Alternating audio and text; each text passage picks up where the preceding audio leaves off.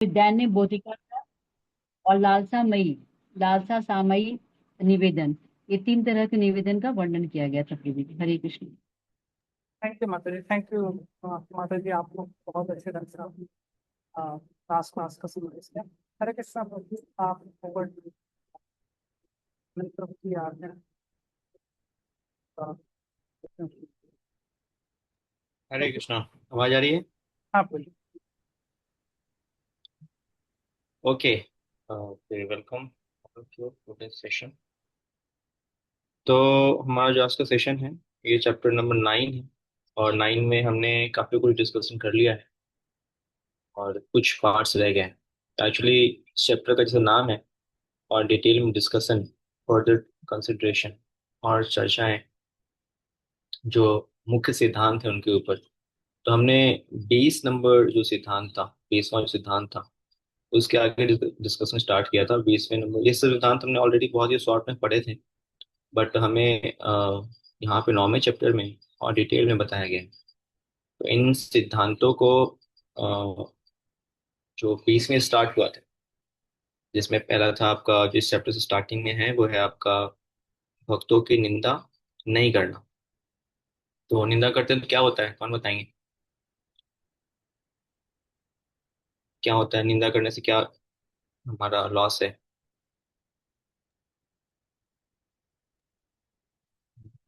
हरे कृष्ण आप प्रभु बताएं। जी, दंडवत आप प्रणाम। प्रभु जी, वो हरे गुण कृष्णा। हम पे भी आ जाते हैं। ओके, वो गुण हम पे भी आ जाते हैं। प्रभु जी, वो जो पाप और क्या होता होता है? है, जो पाप होता है वो भी हमारे ऊपर आ जाता है। पता चले हम जिसकी निंदा कर रहे हैं उसने वो किया ही नहीं है, तो हाँ, उसका पाप हमारे ऊपर। याकली जो बताया गया था तात्पर्य में वो ये था कि हमारे सारे जो पाप कर्म है, वो जो सॉरी जो पुण्य कर्म है, वो सारे खत्म हो जाते हैं जब हम किसी की निंदा करते हैं। तो क्या करना चाहिए जब कहीं की निंदा हो रही है? तो दो प्रकार से निंदा होती है। एक, जब हमारी निंदा होती है तब क्या करना चाहिए, और हमारे सामने जब भक्तों की निंदा होती है तब क्या करना चाहिए, कौन बताएंगे? जब हमारी निंदा होती है क्या करना चाहिए? प्रभु जी, प्रसन्न Prabhuji, चित्त। we should go away from that place, or else we should have so ना much ना courage. ना ना, again just here the question. Question is, जब हमारी निंदा हो, कोई मेरी निंदा कर रहा है मेरे सामने, तो क्या करना चाहिए? रति में से माता जी। मनमोहन को, वो हाँ, करती मेरी माता जी। जब हमारी निंदा हो रही हो तो हमें चुपचाप सुन लेना चाहिए। हाँ, हमें सहिष्णु बनना चाहिए, पेड़ की तरह सुन लेना चाहिए। दूसरा कंडीशन था, जब हमारी निंदा ना होकर के हमारे सामने किसी भक्त की, भगवान की निंदा होती हो, तो क्या करना चाहिए? तो प्रभु जी, इसमें भी तीन तरह के उपाय बताए गए थे। एक तो हमें उसको ना शास्त्रों से काटना चाहिए, अगर हम इतना ज्ञानी है तो। दूसरा था कि हम्म। हमें उसको नहीं सुनना चाहिए। और फिर अगर ये भी ना हो सके तो वहां से उठ के चले जाना चाहिए। या फिर लास्ट में ये भी बताया गया था कि हमें आत्महत्या कर लेना चाहिए। हाँ, तो तीन प्रकार से। पहले तो हम इतने बुद्धिमान बने कि कोई निंदा कर रहा है तो उसको हम वहीं उनको वाद विवाद करके साफ सुथरा के उसको हटा रहे हैं। दूसरा, वहां से चले जाएं, बुद्धि नहीं है, मूर्ख हैं, तो वहां से चले जाएं। नहीं तो अगर इतना भी नहीं कर सकते तो सती माता की तरह शिव जी की निंदा सुनी उन्होंने, तो वहीं पे अपना शरीर त्याग दिया। तो ऐसा हमें नहीं करना चाहिए। तीसरा नंबर, हम सती माता है नहीं। ठीक है।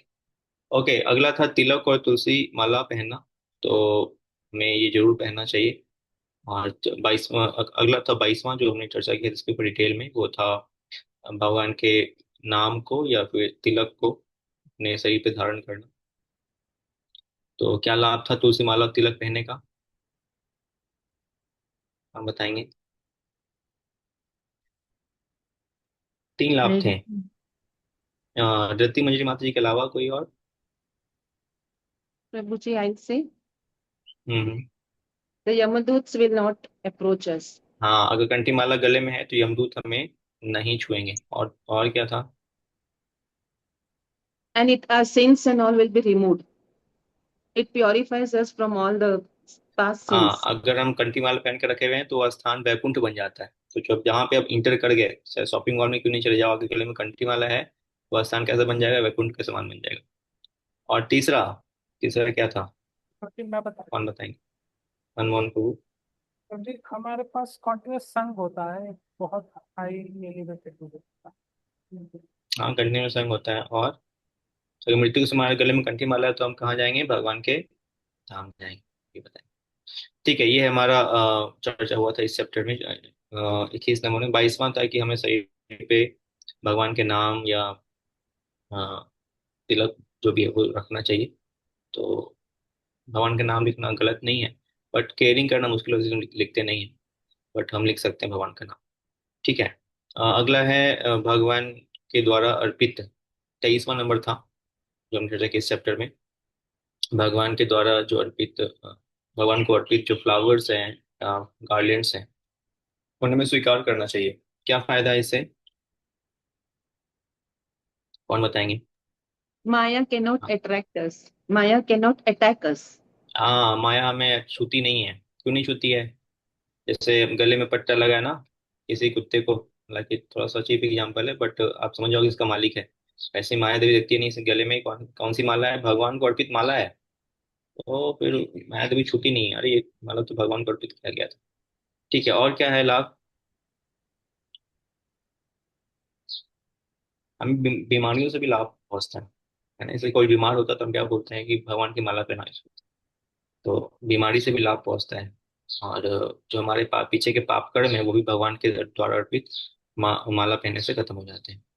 अगला था 24वां नंबर, भगवान के आगे नाचना। इससे क्या होता है? कौन बताएंगे जो अभी तक नहीं बताएं? जो अभी तक नहीं बताएं।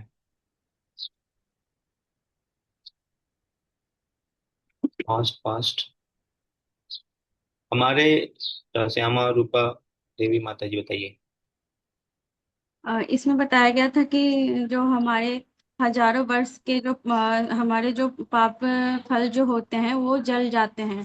और जो जब हम भगवान के सामने नाचते हैं ताली बजाते हैं तो जो हमारा पाप कर्म होता है वो पक्षी की तरह उड़ जाता है। हाँ, दो दो लाभ बताए गए थे। भगवान के आगे जब हम दंडवत प्रणाम करते हैं या पंचांग प्रणाम करते हैं, क्या लाभ है? कौन बताएंगे? अगला था 25वां नंबर, भगवान के आगे पंचांग दंड प्रणाम कर, लाभ क्या था? भगवान के आगे दंडवत या पंचांग प्रणाम करते हैं तो हमें। हाँ बताइए माता जी। प्रभु जी फिर वो फिर से इस भौतिक जगत में लौट के नहीं आता। हम्म। भगवान को आगे प्रणाम करते हैं तो भगवान इतने प्रसन्न होते हैं कि मेरे आगे दंडवत कर रहा है। भगवान के आगे जब प्रणाम करते हैं तो भगवान अपने धाम ले जाते हैं। ओके। भगवान को खड़े होकर रिसीव करना 26वां था। भगवान के डीटीज भगवान के डीटीज को क्या करना चाहिए हमें? स्वागत करने से। आप मंदिर में रहते हैं तो कभी डीटीज को बाहर निकाला जाता है, डीटीज को ऑल्टर का कर्टन खोला जाता है, या प्रभुपाद जी को यहाँ से वहाँ ट्रांसफर करते हैं तो क्या करना चाहिए? हमें खड़े हो जाना चाहिए। तो जब भी डीटीज के रिगार्डिंग कोई रिचुअल हो तो खड़े हो जाना चाहिए, स्वागत करना चाहिए।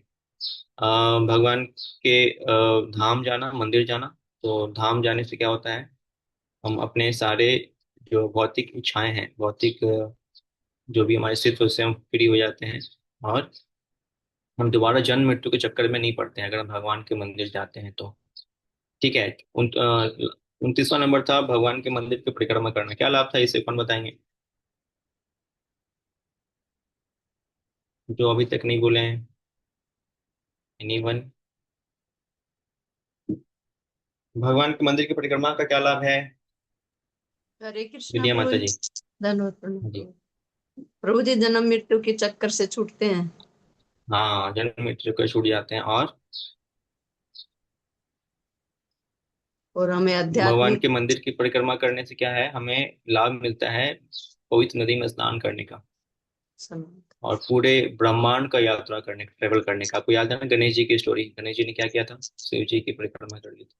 तो वैसे ही अगर भगवान की परिक्रमा करते हैं तो पूरा ब्रह्मांड का परिक्रमा का समान माना गया है। तो हम केवल मंदिरों में जाके राधा कृष्ण विग्रह के परिक्रमा करते हैं 3 टाइम या 4 टाइम। ठीक है। अर्चना, अगर हम भगवान की अर्चना करते हैं तो क्या बताते हैं इसमें? कि हम भगवान के धाम वैकुंठ जाते हैं। और साथ साथ सुदामा जी कहते हैं कि हम अपने सारे जो पीछे के पाप कर्म है उससे भी फ्री हो जाते हैं केवल भगवान की अर्चना पूजा करने से। भगवान की सेवा करनी चाहिए। कैसे करनी चाहिए? राजा की तरह, ये भी हमने देखा था। और एक बहुत ही अमीर व्यक्ति की तरह, या कहीं की बताते हैं जैसे घर में बालक होता है, बच्चे होते हैं, उनके उनकी तरह करना चाहिए। और बेस्ट है कि हम सेवा कैसे करें भगवान की, अर्च विग्रह की सेवा हम कर सकते हैं अलग अलग फॉर्म में, लेकिन सबसे बेसिक में है जिनसे हम अपराध नित्य वो गौर निताय के विग्रह की सेवा। गौर निताय के विग्रह की सेवा करनी चाहिए। अ, गौर निताय के विग्रह की सेवा आसान है, नाराज नहीं होते हैं, अपराध नहीं लगते हैं। हाँ, तो उनके विग्रह की सेवा कर सकते हैं घर के अंदर, या फिर उससे ऊपर जगन्नाथ जी, उसके ऊपर लक्ष्मी नारायण, और सबसे ऊपर है राधा कृष्ण। ठीक है। आगे था भगवान के लिए गाना। तो गाना कितने प्रकार का होता है? गाना तीन प्रकार से कर सकते हैं, सिंगिंग और संकीर्तन और जपा। एक तो सिंपल गाते हैं भगवान के लिए कोई वैष्णव गीत या फिर कोई प्रार्थना। अगला है कीर्तन करते हैं, नगर संकीर्तन या सब साथ में संकीर्तन, और अगला है जपा। और भगवान के लिए जब हम गाते हैं, जैसे शिव जी ने गाया भगवान के लिए गीत, बहुत सारे गीत हैं, तो भगवान को प्रसन्नता होती है। जैसे आपके लिए भी कोई गीत गाना स्टार्ट कर दे, आपके नाम को लेकर आपको प्रसन्नता होगी ना, वैसे भगवान के लिए जब हम गाते हैं तो भगवान को बहुत प्रसन्नता होती है। अगला था कि संकीर्तन, जो हमने देखा तीन प्रकार के संकीर्तन होते हैं। तीनों को याद है? तीन प्रकार के संकीर्तन कौन कौन से थे? पहला था नाम संकीर्तन, दूसरा था लीला संकीर्तन, तीसरा था गुण संकीर्तन। तो नाम संकीर्तन में क्या है? भगवान के नाम का संकीर्तन करना। लीला संकीर्तन जैसे कि कोई कथा कर रहे हैं तो लीला संकीर्तन। गुण संकीर्तन भगवान के गुण, जैसे भगवान कितने दयालु हैं, कितने दानवीर हैं, भगवान कितने ज्ञानी हैं, भगवान कितने त्यागी हैं, भगवान कितने शक्तिशाली हैं, तो गुण संकीर्तन भी हम करते हैं। अगला था जपा। तो जपा क्या पर्सनल है, एंड जपा को हमें ध्यान से बोलना और ध्यान सुनना चाहिए। फिर हमने देखा था प्रेयर्स तीन प्रकार के होते हैं। और फिर हमने देखा था वो था आपका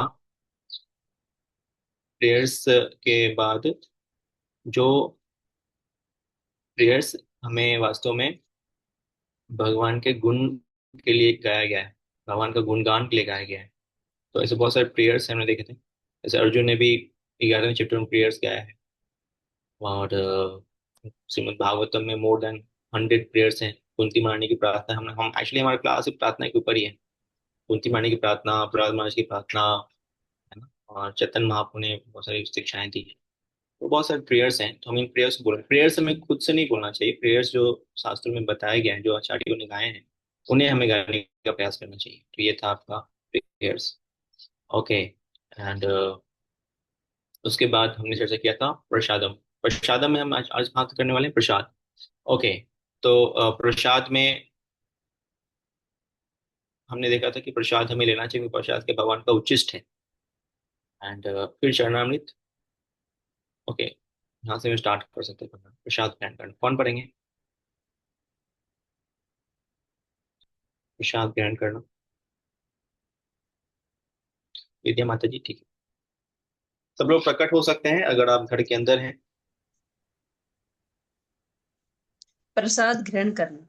पद्म पुराण में विशेष उल्लेख है, जो व्यक्ति प्रसाद को आदर देता है और नियमित रूप से अर्चा विग्रह के सामने से कुछ दूर जाकर चरणामृत के साथ उसको खाता है। चरणामृत वह जल है जो भगवान के चरण कमलों पर अर्पित किया जाता है और उस जिसमें तुलसी के पौधे के बीज मिले रहते हैं। उसे उन पुण्य कर्मों के फल प्राप्त होते हैं जो 10,000 यज्ञ करने से प्राप्त होते हैं। तो चरणामृत में क्या बताया जा रहा है? चरणामृत में बताया जा रहा है कि केवल अच्छा पूरा पढ़ लो। चरणामृत पान। भगवान को वस्त्र पहनाने के पूर्व प्रातः काल स्नान कराते समय चरणामृत बनाया जाता है। सुगंधियों तथा फूलों से युक्त जो जल भगवान के चरण कमलों से बहकर नीचे गिरता है, उसे एकत्र कर लिया जाता है और उसमें दही मिला दी जाती है। इस तरह इस चरणामृत में न केवल सुगंधित स्वाद आ जाता है, अपितु इसका आध्यात्मिक मूल्य भी बढ़ जाता है। जैसा कि पद्म पुराण में वर्णित है कि जिस व्यक्ति ने कभी कोई दान नहीं दिया, जिसने यज्ञ नहीं किया, जिसने वेदों का अध्ययन नहीं किया, जिसने कभी ईश्वर की पूजा नहीं की, अर्थात जिसने कोई भी पुण्य कर्म नहीं किए, यदि वह मंदिर में रखे चरणामृत का केवल पान कर लेता है तो वह भगवत धाम जाने का अधिकारी बन जाता है। मंदिर में चरणामृत को एक बड़े बर्तन में रखने की प्रथा है। जो भगत मंदिर में अर्चा विग्रह को प्रणाम करने आते हैं, वे अत्यंत विनीत भाव से 3 बूंद चरणामृत ग्रहण करते हैं और दिव्य आनंद का सुख अनुभव करते हैं। तो आगे चरणामृत के बारे में बताया गया है कि चरणामृत केवल हम ग्रहण करते हैं। तो अगर खास करके जब हम प्रीचिंग दान नहीं दे लेते हैं, प्रसाद नहीं खाते हैं, केवल चरणामृत अगर पीते हैं तो उनको दान देने का फल मिल जाता है। और केवल चरणामृत पीने से उनके सारे पाप कर्म खत्म हो जाते हैं, वो योग्य बन जाते हैं। इवन बताया गया है कि अपने सारे पाप कर्म को नष्ट करने के लिए अगर केवल चरणामृत का पान कर लेते हैं। तो कई बार भक्त लोग आते हैं मंदिर, क्या करते हैं, डब्बे में चरणामृत भर लेते हैं, फ्री भर देते हैं, और फिर उसको पूरे वीक पर पीते रहते हैं या फिर बांटते रहते हैं। प्रीचिंग पॉइंट ऑफ व्यू से चरणामृत का पान केवल करने से आप रख सकते हैं, अपने घर में रख सकते हैं, और कोई गेस्ट आए उनको दे सकते हैं 2 बूंद चरणामृत बीच में। वीकली मंदिर आते हैं तो इकट्ठा कर लो, और तो उनके सारे पाप कर्म खत्म हो जाते हैं। उनको भले वो दान नहीं कर रहे हैं, उनको दान देने का फल मिलता है। हाँ, तो इतना महिमा है चरणामृत पान का। और ये बहुत ही मतलब स्वीटनेस होता है इसके अंदर, फ्लेवर्ड होता है, क्योंकि बहुत सारे कुछ आइटम होते हैं जिसे अभिषेक किया जाता है। तो आप कह सकते हैं कि हमारा ये स्पेशल स्वीट है। आप उसको खुद तो ग्रहण करना चाहिए, बाकी प्रीचिंग पॉइंट ऑफ व्यू से हमें बांटना चाहिए, चलना जोड़ देना चाहिए। ठीक है, अगला पढ़िए माता जी।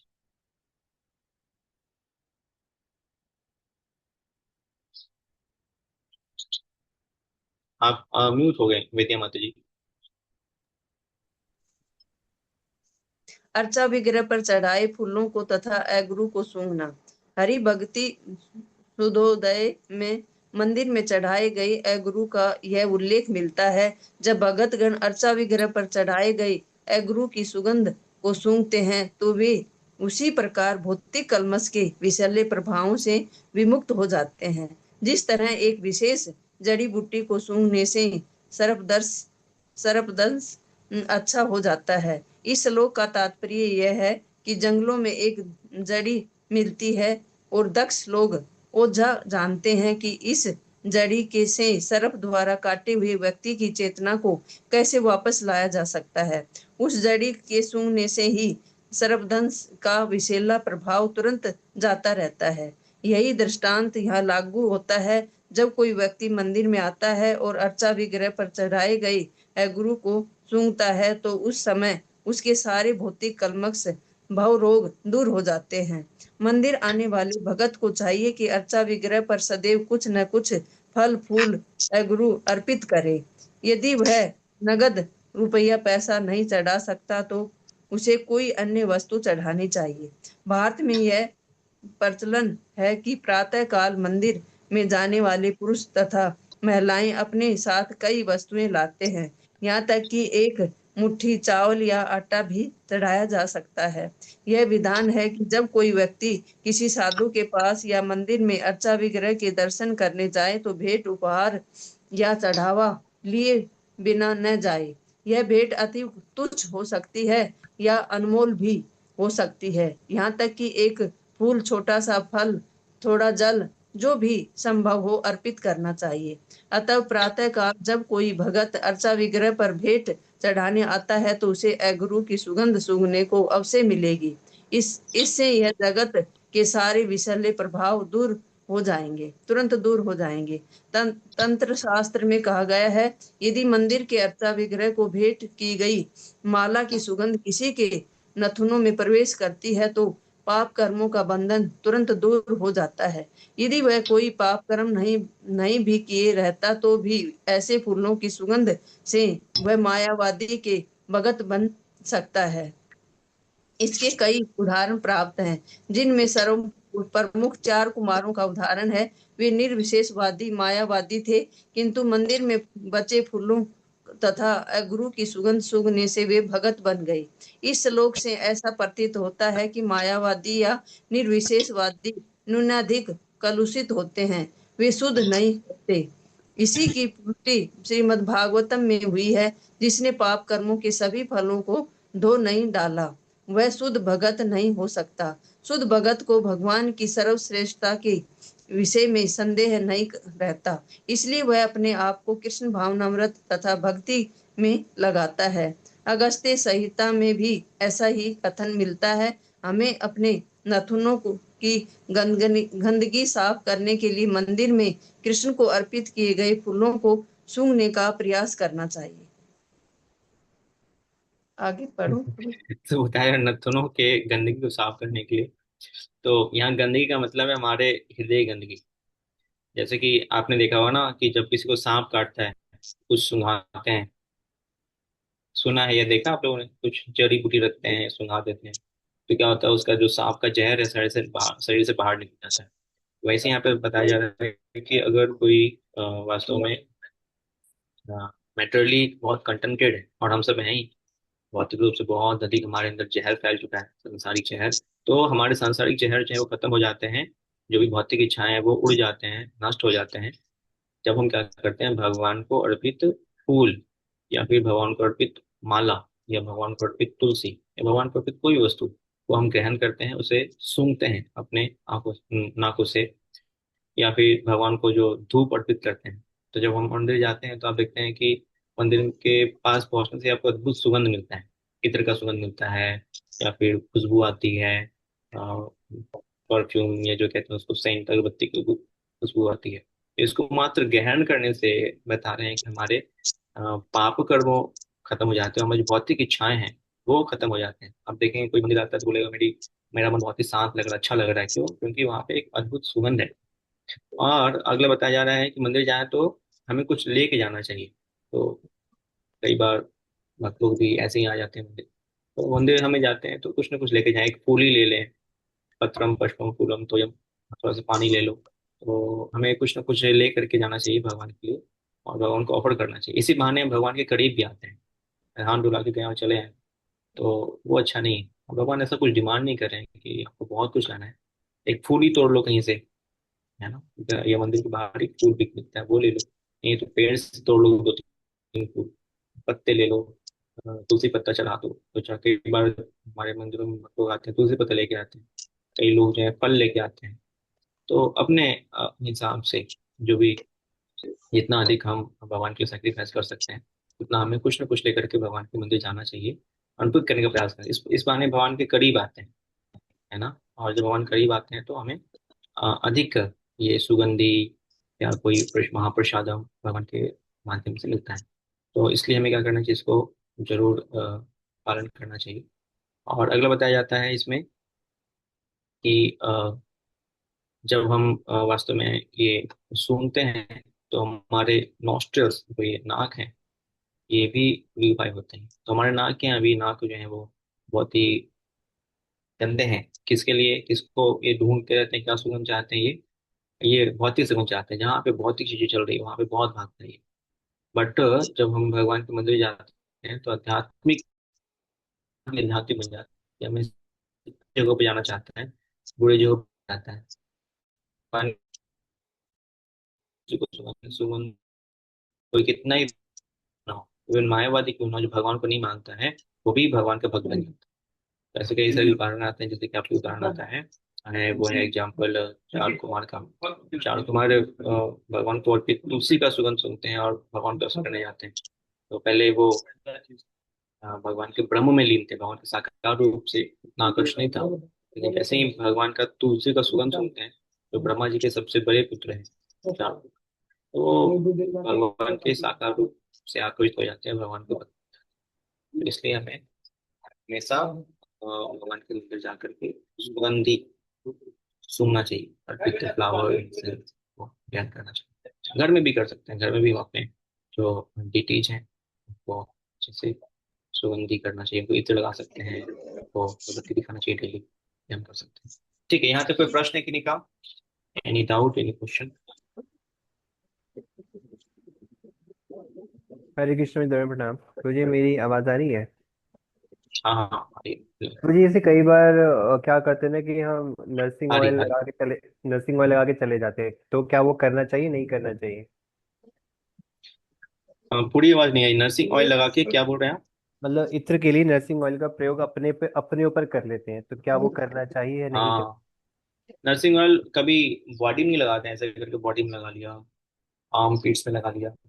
हाँ, वो सही है नर्सिंग गलत ऑयल है? हमेशा लगाना है तो सर पे लगा लीजिए, तो लगा नर्सिंग ऑयल सकते लगाना हैं? है तो हाँ, हाँ हैंड में लगा सकते हैं। तो प्रॉपर स्थान होना चाहिए, सर पे लगा लिया नर्सिंग ऑयल, हैंड पे लगा लिया, लेकिन बॉडी नहीं लगाते हैं नर्सिंग ऑयल, है ना, या फिर परफ्यूम की तरह कपड़ों में नहीं छिड़क लेते हैं। ठीक है प्रभु। ठीक है। 8, 6, ओके 5, निधि माता जी, नित्यम नित्य माता जी का आवाज आ रहा है, तो म्यूट कर सकते हैं जो होस्ट है। हरे कृष्णा प्रभु जी, दंडवत प्रणाम।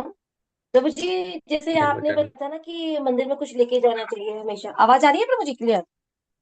हरे हाँ कृष्णा हाँ आ रही जी। प्रभु जी आ रही जैसे है आ बताया रही ना है। सर जी, कुछ भी लेके जाना चाहिए, पत्रम पुष्पम फलम तोयम, ये मतलब ज्यादातर फल लेके चले जाते हैं, पुष्प माला है, तुलसी पत्र है, ये सब लेके जाते हैं। और कुछ भी और भी है, जैसे दूध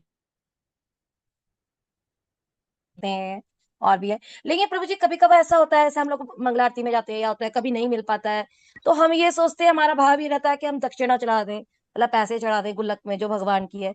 तो वो क्या मान्य नहीं होता? मान्य होगा वो? आपकी आवाज पूरी नहीं है, आपका भाव क्या रहता है? मैं ये पूछ रही थी प्रभु जी, जैसे कि हम हमेशा सामान लेके कुछ ना कुछ जाते ही हैं, फल फूल, हम्म। कुछ भी, दूध, मिठाई, चीनी वगैरह कुछ भी।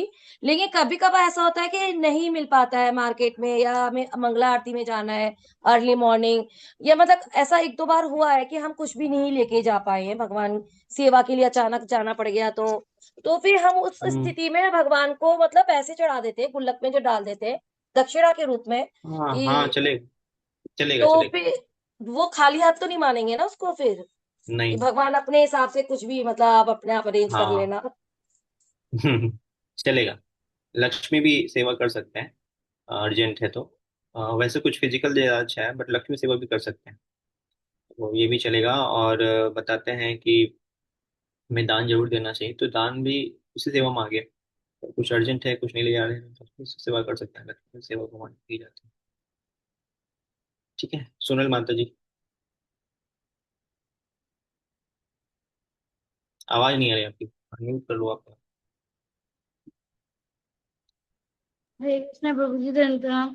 प्रभु जी, मंदिर के बाहर जैसे वेंडर्स होते हैं परिसर के अंदर ही, तो उसमें वो कहते हैं कि, कोई कहता है कि एक माला लेके जाओ दोनों के ऊपर, मतलब युगल रूप कृष्ण जी राधा जी पे एक ही माला चढ़ाओ, कोई कहता है कि अलग अलग लेके जाओ। तो इसमें इसका भी कुछ सिद्धांत है कि मतलब एक ही माला दोनों पे बड़ी चढ़ानी चाहिए या हाँ आपकी अलग इच्छा अलग? है कि मैं राधा कृष्ण दोनों को दूं तो भी चलेगा। उसमें ऐसा कोई रूल नहीं है कि मतलब दोनों एक एक्सेप्टेबल है। अगर साथ? आपको एक देंगे तो राधा रानी कृष्ण को अर्पित करेंगे, अगर आप दो देंगे तो राधा रानी कृष्ण को अर्पित करेंगे, फिर कृष्ण भी राधा रानी को अर्पित करेंगे। तो आप एक भी दें या दो भी दें, दोनों चलेगा। और ये जो ली जाने वाला है, इट्स क्या ये हर बिजनेस सेंटर में जैसे आते हैं उसमें भी वो है कि हर बार कुछ लेके आना चाहिए? हाँ सेंटर में तो डीटीज है ना, वहाँ भी कुछ ना कुछ हमें देना चाहिए। कुछ ना कुछ हमें फल लेके जाएं, पत्ते लेके जाएं, कुछ ना कुछ अर्पित करें, तो हम कर सकते हैं। तुलसी पत्ता। बट जाना जरूरी है, ऐसा नहीं कि अब लेके जाना पड़ेगा तो कौन जाएगा, छोड़ नहीं जाएंगे मंदिर, ऐसा नहीं होना चाहिए। नहीं अगर है तो कोई नहीं, भगवान आप आ रहे हैं, भगवान आपसे ही प्रसन्न है। बट ये बहाना नहीं चलेगा कि है कुछ नहीं प्रभु जी। नहीं कुछ तो 1 रुपया डाल दो गुल्लक में। अब देखो मायापुर मंदिर जाओगे ना, तो हर जगह डीटी के आगे जो गुल्लक भरा रहता है, कैसे एक दो किसी कैसे। तो जो बंगाल के लोग होते हैं, बंगाल उड़ीसा के जाते हैं, तो ये उनको सिद्धांत मालूम है कि भगवान के आगे जाएं या साधु संत के आगे जाएं तो कुछ ना कुछ देना चाहिए। तो आप देखोगे कि पूरा सिक्का का ना, 1 रुपये 2 रुपये सिक्का का पूरा ढेर लगा है। वो बहुत ज्यादा अमीर तो नहीं है, तो जब भी जाएंगे हर एक डीटीज के आगे, गौरनीता के आगे गए तो 1 रुपया, और राधा कृष्ण के आगे गए तो वहां भी कुछ सिक्का डालेंगे, सिक्का डालेंगे। तो वो जानबूझ के रखते हैं कि डीटीज के आगे बिना कुछ लेके नहीं जाना चाहिए, कुछ ना कुछ ऑफर करना चाहिए। तो इस भाव से वो लक्ष्मी देते हैं। आप देखेंगे बंगाल में तो पूरा गुल्लक भरा रहता है सिक्कों से। तो इस भाव में अभी ये कल्चर खत्म हो गया है, लोगों को ये सिद्धांत नहीं मालूम, बट हाँ हमें मंथली प्रयास करना जो चाहिए। इसलिए तो हम पढ़ रहे हैं सिद्धांत, हमें मालूम हो। ठीक है। ओके रति मंजी माता जी। हरे कृष्णा प्रभु जी, धन्यवाद। प्रभु जी, जो चनामृत पान पे लिखा हुआ था कि जो चनामृत पान करते हैं, लेते हैं केवल, वो कुछ भी नहीं करते, जैसे दान पुण्य या यज्ञ तपस्या कुछ भी नहीं करते, लेकिन फिर भी वो भगवत धाम जाने के योग हो जाते हैं। तो क्या ये इतना इजी है प्रभु जी? हम्म, विश्वास पे डिपेंड करता है कि चरणामृत में पूरा विश्वास होना चाहिए। चरणामृत क्या है? साक्षात भगवान के चरण से निकला हुआ अमृत है। तो अमृत पीने से क्या लाभ होगा? नाम ही है अमृत। तो चरण से निकला अमृत, तो क्या लाभ होगा? भगवान के धाम जा सकते हैं, हमें दान करने का, हमें भगवान की सेवा करने का लाभ मिल जाता है केवल चरण में काम करने से। तो भगवान मर्सीफुल हैं, भगवान बहुत ही कृपालु हैं। तो अगर हम श्रद्धा के साथ ग्रहण करते हैं तो फिर ये संभव है, अदरवाइज मुश्किल होता है। तो श्रद्धा अगर है तो पॉसिबल, जी प्रभु जी। श्रद्धा होनी चाहिए। ठीक है, विक्रम प्रभु।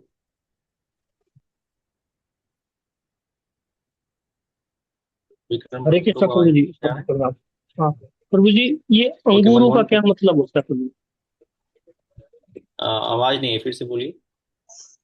प्रभु जी, अंगूरों का क्या मतलब हुआ? गुरु। गुरु पूछ रहे अगरु हैं प्रभु। मतलब सुगंधी, सुगंधी, अगरबत्ती। अगरु मतलब अगरबत्ती, incense. Okay, thank you. Okay, Manmohan प्रभु। हरे कृष्णा प्रभु। प्रभु जी, ये जो चरणामृत का जहाँ यहाँ पर महत्व बताया गया है, क्या ये गंगा गंगा जी के लिए तो अप्लीकेबल ही होगा? वो तो चरणामृत ही है ना। जरूरी हाँ, थोड़ी ना कि वो दही में मिला करके हम चरणामृत, वो तो गंगा जी के लिए भी अप्लीकेबल होगा। वो तो सेम ही है ना। गंगा जल और जो भगवान के मंदिर में चढ़ाना है उसमें अंतर ये है कि गंगा जल जो है भगवान चरणों से निकली है, लेकिन ये जो चरणामृत है भगवान के पूरे शरीर को स्पर्श करती है। ओके। तो इसमें ये अंतर है, ये अभिषेक का जल होता है वास्तव में। चरण को स्पर्श करता है, साथ साथ पूरे भगवान के बॉडी को भी स्पर्श करता है, तो ये अंतर है। गंगा जल लेने से हमारे पाप कर्म खत्म होते हैं, चरणामृत पीने से पाप कर्म करने की प्रवृत्ति भी खत्म हो जाती है। तो चरणामृत इसलिए अधिक पावरफुल बताया गया है गंगा जल से। ठीक है, ओके, आगे पढ़ते हैं। कौन पढ़ना चाहेंगे आगे?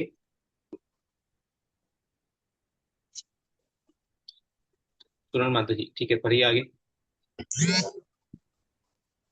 हरे कृष्णा। अर्च विग्रह का स्पर्श। विष्णु धर्मोत्तर में भगवान जी के चरण का स्पर्श करने का उल्लेख हुआ है, जो इस प्रकार है। जो वैष्णव के रूप में दीक्षित है और कृष्ण भावित होकर भगवान भक्ति करता है, उसे ही अर्च विग्रह के शरीर को स्पर्श करने का अधिकार है। भारत में गांधी जी ने राजनीतिक आंदोलन चलाया था, क्योंकि निम्न जाति के लोग यथा भंगी और चंडालों को वैदिक प्रथा के अनुसार मंदिर में प्रवेश करना मना था।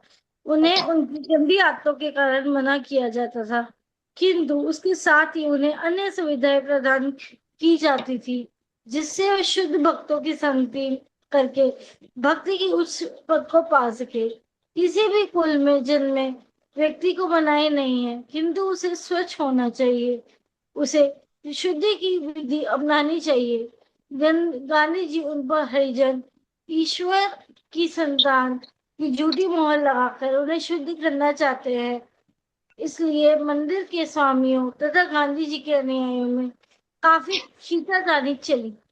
जो जो हो, वर्तमान नियम समस्त शास्त्रों द्वारा सम्मत है कि जो कोई भी शुद्ध हो वह मंदिर में प्रवेश कर सकता है। वस्तुतः यही स्थिति होनी चाहिए। जो उचित रीति से दीक्षित है, जो यम नियमों का ठीक से पालन करता है, वही प्रवेश कर सकता है और अर्थ विग्रह का स्पर्श भी कर सकता है, सभी लोग नहीं। और जो व्यक्ति ऐसे नियमों का पालन करते हुए अर्थ विग्रह के शरीर को स्पर्श करता है, वह तुरंत भौतिक पापों के कलमश से मुक्त हो जाता है और उसकी सारी इच्छाएं अविलंब पूर्ण हो जाती है। अर्थ विग्रह का दर्शन। वरा पुराण में मंदिर में श्री कृष्ण जी के अर्थ विग्रह के दर्शन की प्रशंसा में एक कथन आता है। भक्त कहता है, हे वसुंधरा, जो व्यक्ति वृंदावन जाता है और वहां गोविंद देव के अर्थ विग्रह का दर्शन करता है, वे यमराज के दरबार से मुक्त होकर देवताओं के निवास स्वर्ग लोक में प्रवेश कर सकता है। इसका अर्थ ये हुआ कि एक सामान्य व्यक्ति भी यदि जिज्ञासावश वृंदावन जाता है और देव योग से गोविंद देव के मंदिर में का दर्शन करता है, तो उसे वैकुंठ लोक ना सही स्वर्ग लोक तो मिल ही जाता है। इसका भाव यह है कि वृंदावन में गोविंद के अर्च विग्रह का दर्शन करने मात्र से वह पवित्र जीवन का लाभ पा सकता है। आरती तथा ठीक है, ओके। तो यहाँ पे दो पॉइंट अभी डिस्कशन हुआ है। पहला है आपका भगवान को छूना और दूसरा है भगवान को देखना। तो भगवान को छूना ये तो मुश्किल है। अभी अपने घर के विग्रह को छू सकते हैं अगर आपके घर में विग्रह है तो। कोई होस्ट है तो मनमोहन को, तो नित्य तृप्ति माता जी का माइक बार बार म्यूट हो जा रहा है, तो आप इसको चेक करते रहिए। सो भगवान को छूना वास्तव में पॉसिबल नहीं है कलयुग में हर किसी के लिए। इवन भक्त बनने के बाद भी बहुत ही रेयर है भगवान को छू पाएंगे। माताएं तो बिल्कुल, अगर आप इंडिया में हैं तो नहीं छू सकते भगवान डिटीज को। प्रभु जी में भी जो ब्राह्मण दीक्षित हो जाते हैं वही डिटीज को छू सकते हैं। तो विग्रह को छूना, विग्रह परम शुद्ध है, विग्रह भगवान से अभिन्न है, इसलिए विग्रह को छूने की बहुत सारी योग्यताएं हैं और हर कोई नहीं छू सकता है। तो इसलिए विग्रह को हम देख सकते हैं, छू नहीं सकते। तो कई लोग क्या करते हैं, विग्रह को छू नहीं पाते हैं। तो विग्रह का जो मंदिर है, जैसे हमारा मंदिर है, तो विग्रह के मंदिर भी बलराम जी हैं, बलराम जी भी विग्रह है। तो विग्रह के मंदिरों को भी स्पर्श करना, मंदिरों की सफाई भी करना विग्रह के सफाई करने के समान बताया गया। इसलिए कई लोग देखेंगे, आप मंदिर जाएंगे तो मंदिर के जो बाउंड्रीज होते हैं या फिर मंदिर विग्रह के जो वॉल होते हैं उनको दबाते हैं, स्पर्श करते हैं, छूते हैं। तो इस भाव से वो विग्रह को भी टच करने का प्रयास करते हैं, जो कि बलराम जी स्वयं है। भगवान का मंदिर कौन है? स्वयं बलराम जी है। और एक यहाँ पे इंसिडेंट बताया गया, प्रभुपाद जी बता रहे हैं कि कैसे गांधी जी ने लड़ाई कर लिया था इस बात को लेकर कि विग्रह को सब छू सकते हैं। लेकिन ये कहीं भी शास्त्र संगत नहीं है कि विग्रह घर को छू सकता है। केवल वही जो ब्राह्मण दीक्षित है भक्त वही छू सकते हैं। विग्रह एक पत्थर नहीं है, विग्रह साक्षात भगवान है। छूने के पहले कुछ योग्यता होनी चाहिए। तो ये था विग्रह टचिंग के लिए। एंड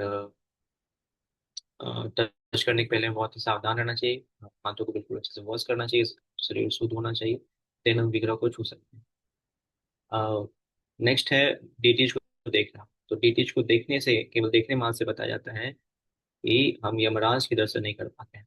और एटलीस्ट मिनिमम हम डीटीज के दर्शन अच्छे से करते हैं तो स्वर्ग तो कंफर्म है। पापा जी कहते हैं हमारे जो भक्तगण हैं वो बहुत गंभीरता से भक्ति नहीं करेंगे तो कम से कम स्वर्ग तो जरूर जाएंगे। गंभीरता से भक्ति करेंगे कहाँ जाएंगे? भगवान के धाम जाएंगे, गोलोक जाएंगे। नहीं तो स्वर्ग चले जाएंगे। स्वर्ग जाना कंफर्म है, क्योंकि हम सब क्या करते हैं? भगवान के डीटीज के दर्शन करते हैं। डीटीज के दर्शन करने से यमराज दर्शन नहीं होते हैं और हम भगवान के धाम न जाके स्वर्ग जाना तो कंफर्म हो जाता है। तो इसलिए हमें डीटीज के दर्शन बहुत ही ध्यान से करना चाहिए। अभी आएगा आएगा आगे कि जब आरती के समय भगवान के डीटीज के दर्शन करते हैं तो वो कितना लाभदायक है। तो ये दो चीजें यहाँ पे हैं। ये है आपका 40 और 41 सिद्धांत। इनका प्रश्न है मनमोहन प्रभु। मेरे दो तीन प्रश्न हैं। हाँ हाँ। पहला तो हमारा जो डेली रूटीन में होता है, जब हम बड़े बड़े मंदिरों में जाते हैं तो कुछ डिवोटीज जैसे तुलसी गिरा देते हैं, तुलसी लीव्स नीचे गिरा देते हैं। जैसे राम मंदिर में गए तो वहां पर चिरौंजी गिर गई।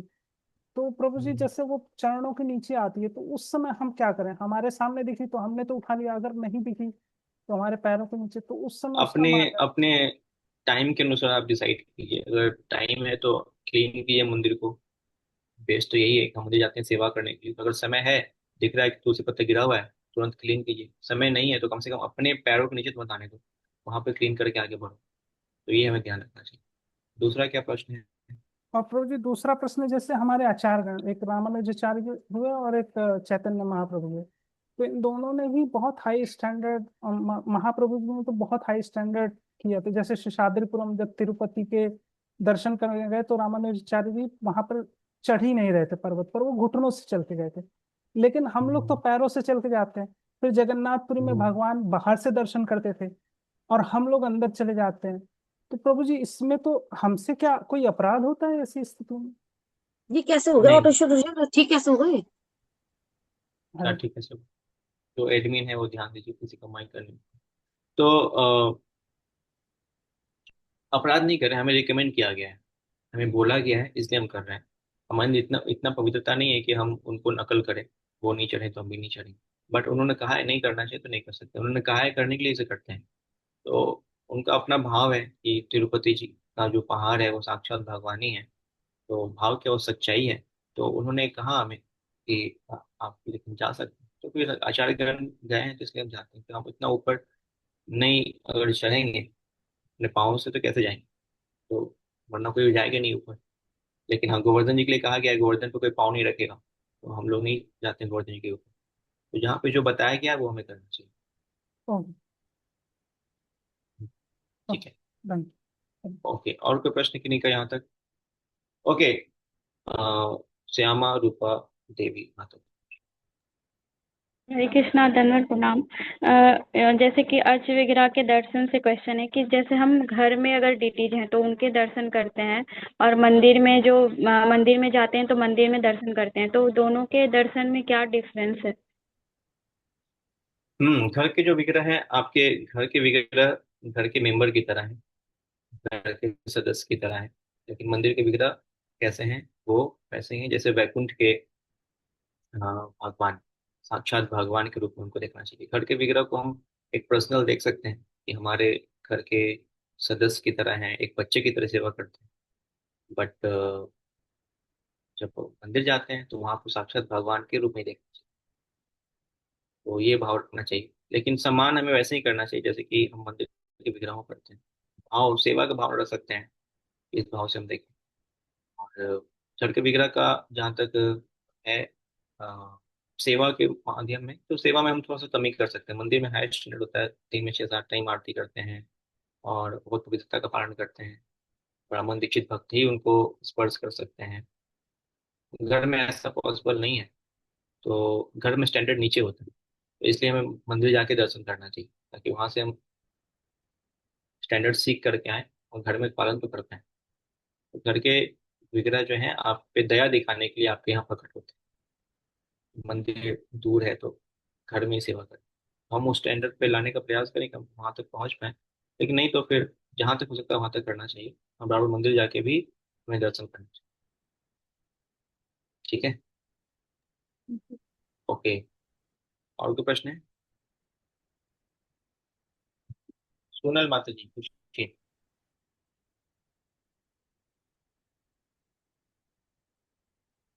सोनल माता जी, आपने हैंड रेस किया, सुन। ठीक है, कोई नहीं। हम आगे बढ़ते हैं फिर। लास्ट 2 है इस चैप्टर के सिद्धांत। कौन पढ़ेंगे? प्रभु जी क्वेश्चन थे। क्वेश्चन ठीक है, अभी बाद में क्वेश्चन आप निधि माता जी पढ़ेंगे, ठीक है। हरे कृष्णा प्रभु जी, सभी को धन्यवाद प्रणाम। आरती तथा उत्सवों को देखना। स्कंद पुराण में अर्च विग्रह की आरती पूजा का दर्शन करने से जो फल प्राप्त होता है उसका वर्णन इस प्रकार है। आरती के समय यदि कोई व्यक्ति भगवान के मुख का दर्शन करता है तो वह लाखों वर्ष पूर्व के सारे पाप कर्मों के फलों से मुक्त हो सकता है। यहाँ तक कि वह ब्राह्मण हत्या और अन्य वर्जित कर्मों से भी उसे क्षमा कर दिया जाता है। जैसा कि पहले बताया जा चुका है कि विभिन्न प्रकार के उत्सव मनाए जाते हैं, यथा कृष्ण जन्म दिवस, राम जन्म दिवस या किसी प्रमुख वैष्णव का जन्म दिवस, भगवान की झूलन यात्रा या डोल यात्रा जो मार्च के मास में भगवान की लीलाएं होती हैं। इन सारे उत्सवों में भगवान को रथ में बैठाकर रथ को शहर की सड़कों से होकर ले जाया जाता है, जिससे लोग भगवान के दर्शनों का लाभ उठा सकें। भविष्य पुराण में कहा गया है कि यदि ऐसे उत्सव में चांडाल भी चाहे उत्सुकतावश ही हो रथ पर आसीन भगवान का दर्शन करता है तो उसकी गिनती विष्णु के संगियों में की जाती है। अग्नि पुराण में कहा गया है कि जो व्यक्ति आनंद मग्न होकर मंदिर में अर्च विग्रह की पूजा देखता है उसे पंचरात में वर्णित क्रिया योग का फल प्राप्त होगा। क्रिया योग साधन भक्ति जैसी पद्धति है, किंतु यह विशेष रूप से योगियों के लिए है।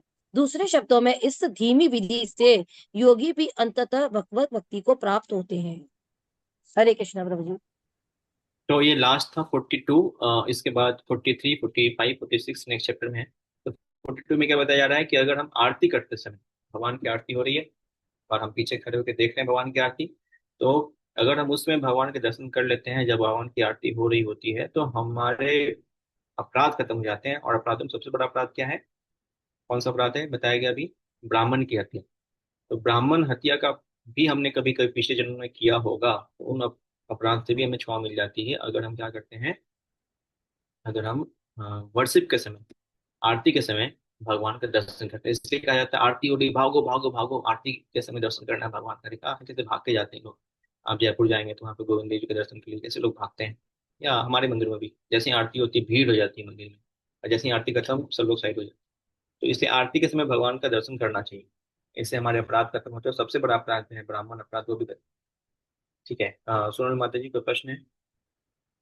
हरे कृष्णा प्रभु जी। प्रभु जी मेरा क्वेश्चन थोड़ा डीटी केयर से रिलेटेड था कि जैसे अभी चंदन यात्रा तो 11th को जैसे खत्म हो गया चंदन जो सेवा, तो अभी लेकिन गर्मी तो बढ़ रही है, तो क्या आप अभी भी हम डीटी को चंदन लगा सकते हैं? चलो लगा सकते हैं। आपको लग रहा है कि गर्मी बहुत है, मेडिटेशन नीड है, बहुत। तो आप लगा सकते हैं। चंदन यात्रा इसलिए किया गया था क्योंकि 20 डेज तो 21 डेज जरूर लगाना चाहिए, लेकिन बाकी दिन भी अगर गर्मी है तो लगाने में कोई दिक्कत नहीं है। ठीक है प्रभु जी।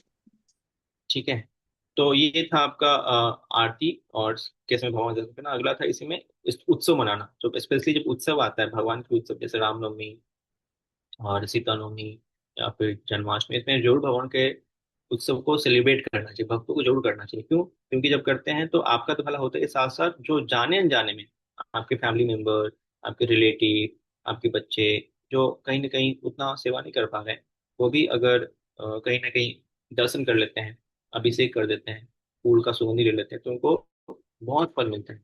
यहाँ पे बताया जा रहा है कि क्या फल मिलता है ऐसे फेस्टिवल्स में, अगर कोई दर्शन करता है भगवान के, तो खास करके रथ में भगवान जा रहे हैं उसमें कोई दर्शन कर ले तो क्या फल मिलता है कि उसे भगवान विष्णु का संगी माना जाता है देवताओं के द्वारा। इतना बड़ा फल।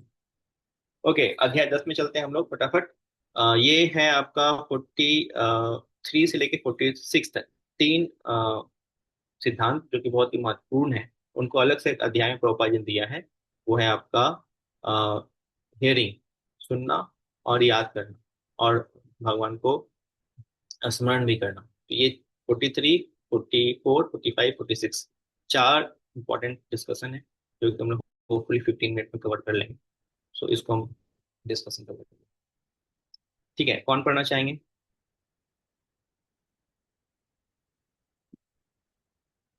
ओके, रति मुझे हरे कृष्णा प्रभु जी। श्रवण तथा स्मरण की विधियां। श्रवण, कृष्ण भावनामृत तथा भक्ति का शुभारंभ सुनने से होता है, जिसे संस्कृत में श्रवणम कहा जाता है। सारे लोगों को अवसर मिलने चाहिए कि वे भक्ति टोलियों में भाग लेकर सुन सके। कृष्ण भावनामृत की प्रगति के लिए सुनना श्रवणम अत्यंत महत्वपूर्ण है। जब कोई अपने कानों से दिव्य ध्वनि ग्रहण करता है तो वह तुरंत शुद्ध हो जाता है और उसका हृदय भी विमल बन जाता है। चैतन्य महाप्रभु ने बल देकर कहा है कि यह श्रवण अत्यंत महत्वपूर्ण है। यह कलुषित आत्मा को घी डालता है, जिससे मनुष्य भक्ति में प्रवेश करने तथा कृष्ण भावनामृत को समझने के योग बन जाता है। गरुड़ पुराण में श्रवण पर बड़े ही सुंदर ढंग से बल देकर यह कहा गया है कि इस भौतिक जगत में बद्ध जीवन की दशा वैसे ही है जैसे सांप के द्वारा काटे गए अचेत पड़े व्यक्तियों की।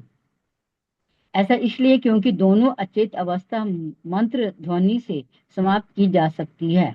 जब किसी मनुष्य को सर्प काटा जाता है जब किसी मनुष्य को सर्प काट जाता है तो वह तुरंत नहीं मरता, अपितु पहले अचेत होता है और फिर मूर्छा अवस्था में पड़ा रहता है। इस भौतिक जगत में जो आया है वह भी सोया रहता है, जैसे वह अपने स्वयं या अपने कर्तव्य तथा ईश्वर के साथ अपने संबंध में अनभिज्ञ हो। अतः भौतिकवादी जीवन का अर्थ है कि उसे माया रूपी सर्प ने काट लिया है और वह कृष्ण भावना मृत के बिना मृत प्राय है। सर्प से डसा गया तथा कथित मृत व्यक्ति किसी मंत्रोच्चार द्वारा पुनः जीवित हो सकता है। इस मंत्रों के पट्टु उच्चारण करता होते हैं जो यह चमत्कार कर सकते हैं। इसी प्रकार भौतिक जीवन की मृत्यु पर अचेतन अवस्था से मनुष्य को महामंत्र हरे कृष्ण कृष्ण कृष्ण हरे हरे, हरे राम राम राम हरे हरे के श्रवण द्वारा कृष्ण भावनामृत में पुनः लाया जा सकता है। श्रीमद भागवतम में 4.29.40 सुखदेव गोस्वामी ने महाराज परीक्षित से भगवान की लीलाओं के श्रवण के महत्ता को वर्णन किया है। हे राजन, मनुष्य को उस स्थान पर रहना चाहिए जहां बड़े बड़े आचार्यगण भगवान की दिव्य लीलाओं पर प्रवचन कर रहे हो और उसे ऐसे महापुरुषों के चंद्रमा सदृश मुखों से बहने वाली सुधा धारा को कर्ण इंद्रियों द्वारा ग्रहण करना चाहिए। यदि कोई ऐसी दिव्य ध्वनि को उत्सुकता पूर्वक सुनता रहता है तो भौतिक भूख प्यास भय शोक तथा सांसारिक माया मोह से निश्चय ही मुक्त हो जाता है। श्री चैतन्य महाप्रभु ने इस कलयुग में आत्म साक्षात्कार के साधन के रूप में श्रवण विधि की संस्तुति की है। इस युग में पूर्व संस्कृत नियमों तथा वेदा अध्ययन का ठीक से पालन कर पाना अत्यंत कठिन है। यदि कोई महान भक्तों तथा आचार्यों के शब्दों को कान से ग्रहण करता है तो इतने से ही उसके समस्त भौतिक कलमों से छुटकारा प्राप्त हो जाएगा। ये तो चैतन्य महाप्रभु की संस्तुति है कि भगवान के वास्तविक भक्त अधिकारियों से श्रवण किया जाए। पेशेवर वाचकों से श्रवण करने से काम नहीं चलेगा। यदि हम वास्तविक स्वरूप सिद्ध व्यक्तियों से श्रवण करें तो हमारे कानों के भीतर वैसे ही सुधा धारा प्रभावित होगी जैसे कि चंद्रलोक में बह रही है। उपयुक्त श्लोकों में इस रूपक का प्रयोग हुआ है। जैसा कि भगवत गीता में कहा गया है, कृष्ण भावना भावित होने पर ही भौतिकवादी मनुष्य अपने भौतिक लालसाओं को त्याग सकता है। जब तक मनुष्य के पास कोई श्रेष्ठ कार्य नहीं रहता तब तक अपने निम्न कार्य को नहीं त्याग सकता। भौतिक जगत में हर व्यक्ति अपराशक्ति के मोह माया कार्यकलापों से लगा रहता है, किंतु जब उसे कृष्ण की पराशक्ति के कार्यकलापों का आस्वादन करने का अवसर प्रदान किया जाता है तो वह अपनी तुच्छ वासनाओं को भूल जाता है। जब कृष्ण कुरुक्षेत्र के युद्ध स्थल में प्रवचन करते हैं तो भौतिकवादी व्यक्ति को लगता है कि यह दो मित्रों का वार्तालाप मात्र है, किंतु वास्तव में यह अमृत की धारा बहती है जो श्री कृष्ण के मुख से निकल कर बहती है। अर्जुन ने ऐसी वाणी सुनी और इस तरह वह समस्त भौतिक कलमशों से समस्याओं के मोह से मुक्त हो गया। श्रीमद् भागवतम में 12.3.15 कहा गया है, जो व्यक्ति कृष्ण की अनन्य भक्ति चाहता है, जिनकी प्रशंसा दिव्य ध्वनि शब्दोच्चारण द्वारा की जाती है, उसे उनके यशोगान तथा दिव्य गुणों के विषय में निरंतर श्रवण करना चाहिए। इससे हृदय का समस्त प्रकार के अमंगल निश्चय ही नष्ट होगा। आगे पढ़ना प्रभु जी, ओके, भगवत कृपा की आशा करना। इसको डिस्कशन करके फिर हम आगे चलते हैं। तो आगे इसमें ये श्रवण जो है बहुत ही महत्वपूर्ण अंग है, हमने सुना भी है ना, सबसे पहला जो भक्ति का अंग है, इससे भक्ति में शुरू होती है वह श्रवण। तो इसलिए प्रभुपाद जी ने इसको अलग चैप्टर में लिया है।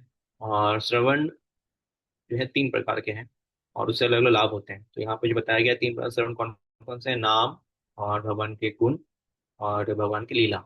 तो नाम श्रवण के बारे में क्या उदाहरण दिया गया कि नाम श्रवण का क्या होता है, जैसे कि एक सांप जो है वो किसी को काट लिया है, तो अब क्या होता है, किसी के पास जाओ तो वो विद्या होता है, मंत्र विद्या होता है, तो सांप कान में कुछ बोलते हैं ना, तो सांप काटा वो जहर है वो खत्म हो जाता है। तो जो कितना ये जो वॉइस का वाइब्रेशन है, जो साउंड है, जो आवाज है, कितना शक्तिशाली है कि किसी के शरीर में जहर फैला है और कोई अगर बोले उस मंत्र को तो जहर खत्म हो जाता है। सिंपल सा मंत्र एक जहर खत्म कर सकता है। तो क्या हरे कृष्ण मोहम्मद हमारे भौतिक इच्छाओं रूपी जहर को खत्म नहीं कर सकता है? बिल्कुल खत्म। तो इसलिए जब भी हम हरे कृष्ण नाम लेते हैं तो ध्यान से बोलना चाहिए। अभी कोई मंत्र बोलेगा, सांप काटा हुआ है किसी को, और कोई मंत्र बोलेगा तो उल्टा उल्टा मंत्र बोलेगा, ध्यान से नहीं बोलेगा तो क्या होगा, जहर खत्म होगा? नहीं खत्म होगा। वैसे हमारे अंदर जो भौतिक जहर भरा पड़ा है, भौतिक इच्छाओं का जहर जो भरा पड़ा है, वो खत्म क्यों नहीं हो रहा है? क्योंकि हम ध्यान से जप नहीं करते। तो हम ध्यान से अगर जप करेंगे, ध्यान से अगर भगवान का नाम लेंगे, तो जहर जो हमारे अंदर भौतिक इच्छाओं का जहर है, एनवी है, लालच है, क्रोध है, गुस्सा है, जो भी 6 अनर्थ है हमारे, काम क्रोध लोभ मोह मान शरीर, ये सब जो है खत्म हो जाते हैं अगर हम भगवान के नाम का ध्यान से श्रवण करते हैं। और भक्ति की जितनी विधियां हैं उसमें श्रवण बहुत ही महत्वपूर्ण है। और इवन आप देखिए जितने सारे भक्त हुए, बड़े बड़े भक्त, भगवान के शुद्ध भक्त हैं, वो श्रवण से ही अपनी भक्ति को पोषित करते हैं। तो श्रवण का एक पोषण है भक्ति के लिए। हम जो ये श्रवण कर रहे हैं हर शनिवार को शाम में 2 बजे से, तो ये भी क्या है, पोषण है। जैसे कि पेड़ में पानी डालते हैं ना, तो वैसे ही हमारे भक्ति के लिए ये सुनना क्या है, जब अपने भक्ति लता को पानी देने के समान है। बिना श्रवण किए हमारी भक्ति लता क्या हो जाएगी, सूख जाएगी। इससे श्रवण बहुत ही महत्वपूर्ण है। और श्रवण पहला जो श्रवण था वो है नाम श्रवण, जो कि हम करते हैं, इससे हमारे भौतिक जो जहर है वो खत्म होते हैं। दूसरा है भगवान की लीला का श्रवण। तो लीला का जब श्रवण करते हैं, भगवान के चरित्र का श्रवण करते हैं, भगवान लीलाएं की गोपियों के साथ, गोप के साथ और अपने भक्तों के साथ, इन लीलाओं का जब श्रवण करते हैं तो क्या होता है, हमारी जो भौतिक इच्छाएं हैं, जो लेमेंटेशन है, जो हंगर है, पछतावा रहता है कि हमने ऐसा नहीं किया, वैसा नहीं किया, कुछ ये करना चाहिए, वो करना चाहिए। तो बहुत सारे हमारे मन में बहुत सारी भौतिक इच्छाएं हैं या पछतावा चल रहा है, तो उन सबसे मुक्ति मिलती है जो हम क्या करते हैं, भगवान के लीलाओं का श्रवण करते हैं। इसलिए बताया जाता है डेली रात में सोने के पहले हमें क्या करना चाहिए, कृष्णा बुक पढ़ना चाहिए पापा जी ने। क्यों? जब कृष्णा बुक पढ़ते हैं दिन में क्या होता है, हम बहुत सारे इधर उधर लीलाओं का, अपने बच्चों का, अपने पति का, अपने बॉस का, समाज का, बहुत सारे हम चीजों को देखते हैं। हमारे अंदर ये भौतिक इच्छाएं जाग जाती है।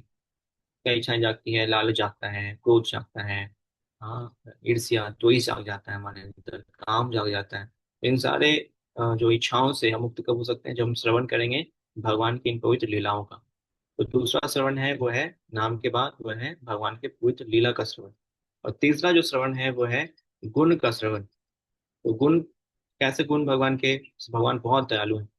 गदाधर पंडित के जो गुरु हैं, जब वो भगवान की लीलाओं में एक श्लोक सुनते हैं कि अहो भगवयम, भगवान कितने दयालु हैं कि जो पूतना भगवान को मारने आई थी, उसको भगवान ने क्या किया, अपने माँ का स्थान दे दिया और आध्यात्मिक जगत में माँ बना लिया। माँ के समान उसको धात्री का स्थान दिया। हाँ, तो भगवान इतने दयालु हैं, क्योंकि जहर देने आए उसको भगवान माँ मान ले, तो ये तो भगवान की बहुत बड़ी दयालुता है।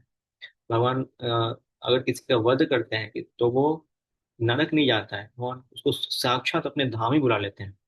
जो भी भगवान का बुरा करने आता है, भगवान साक्षात उसको धाम बुलाते हैं। जैसे कि जय विजय जब आए थे, तो रावण के रूप में आए, कंस के रूप में आए, शिशुपाल के रूप में आए, सीधे भगवान के धाम चले गए।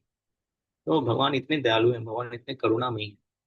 तो ये भी सुनना भगवान का जो लीला है। तीसरा है भगवान का गुण के बारे में सुनना। तो इससे क्या होता है, इसको सुनने से क्या लाभ होता है? इसको सुनने से हमारे अंदर जो अमंगल है, जो हम हमारे अंदर डर लगा रहता है, एक फियरफुल रहता है संसार में। हम जब आते हैं संसार में, हम सभी डरे हुए हैं, कुछ ना कुछ भौतिक डर है कि ऐसा ना हो जाए, वैसा ना हो जाए। तो ये डर खत्म हो जाते हैं जब हम क्या करते हैं, भगवान के गुणों को सुनते हैं। तो 3 प्रकार का श्रवण हमें करना चाहिए। ठीक है, ओके, कोई प्रश्न यहाँ तक नहीं का श्रवण में? ओके, नेक्स्ट है आपका, वो है हाँ प्रभु जी, मेरा प्रश्न। कृपा। मनमोहन प्रभु पूछिए। प्रभु जी, जैसे हम लोग मंगल आरती करते हैं तो उसमें गाते हैं माधुर्य लीला गुण रूप नाम है प्रतिक्षणा हम्म, स्वादन लोन वंदे गुरु हम्म। श्री चार। तो उसमें इसका जो श्रवण है, इसका कोई सीक्वेंस है हृदय में भगवान के प्रति प्रेम आने का, कि कोई भी मतलब किसी से भी स्टार्ट कर सकता है, लीला कहीं से से स्टार्ट कर सकते हैं, कहीं अच्छा। से स्टार्ट कर सकते हैं। हमें तीनों सुनना चाहिए। नाम तो सुनना ही चाहिए भगवान का, हमने लाभ बताया आपको। नाम सुनने से क्या लाभ होगा, लीला सुनने से क्या लाभ होगा, और गुण सुनने से क्या लाभ, तो सभी तीनों सुनना चाहिए। और प्रतिक्षण सुनना डिफरेंस, चाहिए। हाँ। ये कान जो है ना, कान हमेशा ओपन रहता है। देखो आंखें थक जाती है, मुंह बोलते पे थक जाता है, पेट भी थक जाता है पचाते पचाते, है ना। लेकिन कान जो है ना, भगवान ऐसा ये यंत्र दिया है, भक्ति के लिए इतना लाभदायक है, ये कभी थकता नहीं है। कभी थका आपका कान? ऐसा वो बहुत कान को ये अब तो बहुत थक गया है। थकता नहीं, पक जाता है। पक जाता है मतलब सुनते सुनते तो अब नहीं सुनना है मुझे। पकना अलग बात, थकता कभी नहीं। से आंखें थक जाती है, आंखें बंद होने लगती है। तो कान इसलिए भगवान ऐसा बनाया है कि कान को हम हमेशा भक्ति में एंगेज कर सकते हैं। तो हमेशा सुनते रहो। जैसे अपने आसपास कुछ ना कुछ रिकॉर्डिंग लगा लीजिए। आजकल तो कितना अच्छा है कि आप सबके पास मोबाइल रहता है। जब भी आप किचन में हैं, जब भी ऑफिस में हैं, या ट्रेवलिंग में हैं, कहीं भी हैं, ना स्नान कर रहे हैं, उस टाइम पे भी भक्त लोग सुनते हैं। तो हमेशा कुछ ना कुछ चलता रहना चाहिए। भगवान जी के कीर्तन टेप आते हैं प्रभुपाद जी के, वो लगा दो अपने घरों में। वो कीर्तन चल रहा है, कभी कभी भगवान की लीलाएं चल रही है, तो हमेशा सुनते रहना चाहिए।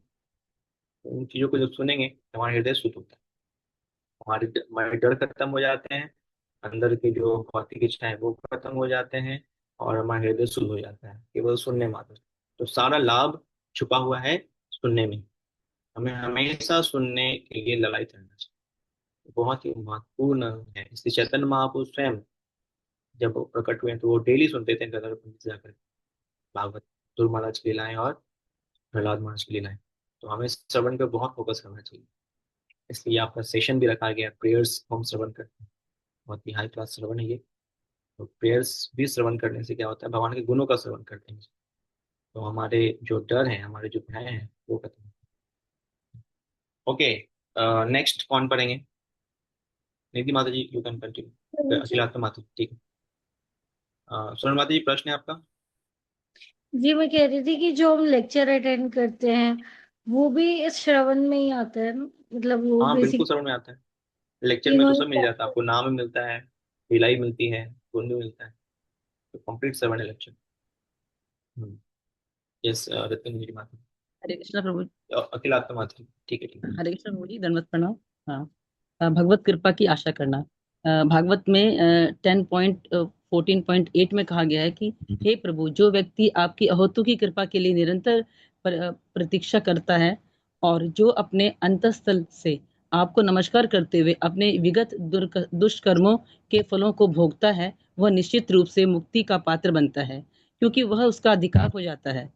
भागवत का यह कथन सभी भक्तों के लिए मार्गदर्शक होना चाहिए। भक्त को अपने विगत दुष्कर्मों के फल से तुरंत राहत मिलने की आशा नहीं करनी चाहिए।